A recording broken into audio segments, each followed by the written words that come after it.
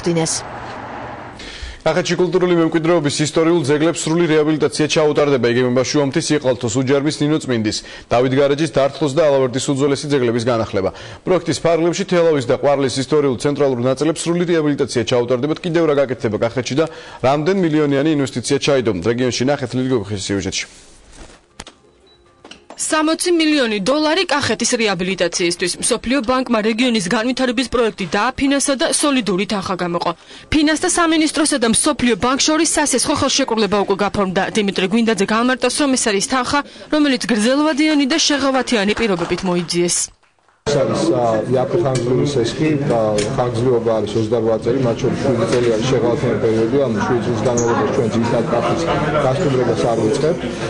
საპროცენტო განაკეთებას რაც შეეხება ლიბორ პლუს დაახლოებით 0.7%, რაც ასევე ძალიან დაბალია. საქართველოსთან დიდი ხანია თანამშრომლობთ, თვალსვადევნებთ აქ გატარებულ რეფორმებს, რასაც ძალიან კარგი შედეგები მოაქვს. პროექტები, რომლებსაც ვაფინანსებთ, ხელშეუწყობს საქართველოს რეგიონების განვითარებასა და გაძლიერებას. გამოყოფილი თანხით კახეთის რეგიონში რეაბილიტაცია ჩაუტარდება გზებს და შენობებს, დამონტაჟდება გარე განათების ახალი სისტემა, მოეწყობა სკვერები და გასართობი ცენტრები. პროექტის მიხედვით სრულად გამოიცვლება მიწისქვეშა კომუნიკაციებით. პროექტს, რომელიც მსოფლიო ბანკმა დააფინანსა, კოორდინაციას რეგიონალური განვითარების სამინისტრო გაუწევს.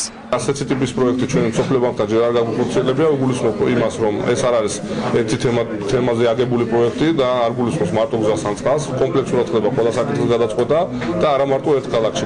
რომ ჩვენ მოვიცავთ პროექტებით ყვარელს და დართლოს, ასევე თელავს, რაც ყველაზე მნიშვნელოვანია, 150 სახლის მარტო რეაბილიტაცია თელავში ხდება.